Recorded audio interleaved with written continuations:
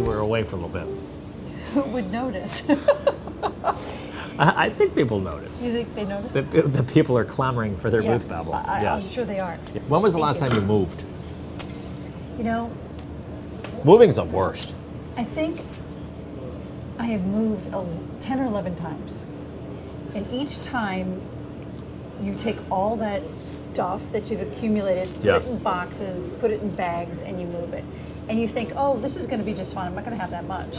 But as you have kids... Oh, this is the first time I've moved with kids. Yeah. Yeah. There's so much stuff, and you say to yourself, I don't need all this stuff. But you move it anyway, because God forbid you don't have it. Here's the best, is that you're boxing stuff up, you're packing stuff up, and you go, oh my gosh, I forgot all about this. Like wedding gifts, they're still in a box. Yeah, whatever it is, right? I forgot it's been in an attic for 11 years.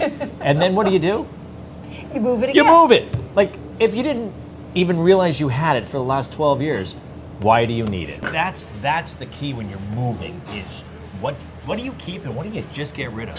So here's a problem I've run into. I have books. And for me... They're heavy. They're heavy? They're heavy. And for me, that's how you decorate. You decorate with books. You put books that you've read up on the I bookshelf. agree. Have you ever been to an anthropology? They stick the books up on the shelf and they drape, pants, or they drape necklaces. I don't do that It's at a my house. Wait, it's a cheap way to do that. It's great. But to me, that's like, your books. And they're aren't built-in bookshelves. And then what am I doing with all these books now? I can't just keep them in boxes. Well, you probably can't keep them all. Do you remember your favorite toy as a kid? Toys have gotten really a lot. It's funny that you say that, because I just saw a website. What are favorite toys going in the Toy Hall of Fame? Oh. And you know what they are? Can you guess? How many of them are there?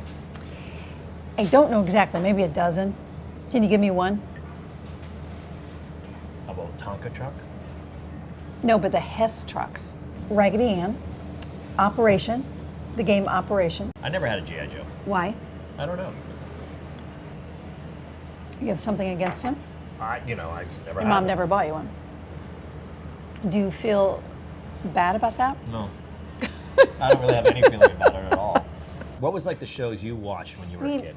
I watched shows like Mr. Ed. Hello, I'm Mr. Ed. Was it Car 54? Car 54? Car 54, where are you? As a real little kid, it was my favorite show was The Fugitive. The Fugitive. No, that was way too old for a little kid. Loved that show. Well, you weren't watching that at 5 or 6 years old. Yeah, I think I was, maybe 7. How 8. did you even understand that? I don't know. Here he was, Richard wrongly accused of killing his wife. Right. Doctor of On the run constantly. Destination. Looking for the You're one-armed 5 man. years old watching that? Loved this show.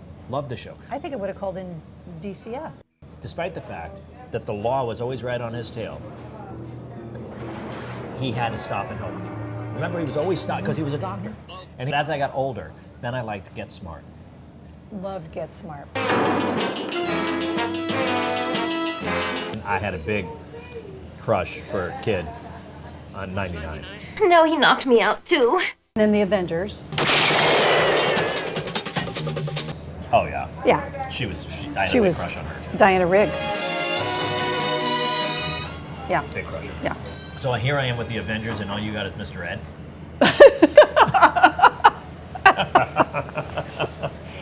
Did I tell you what it was like growing up on Myrtle Avenue in South Bend, Indiana?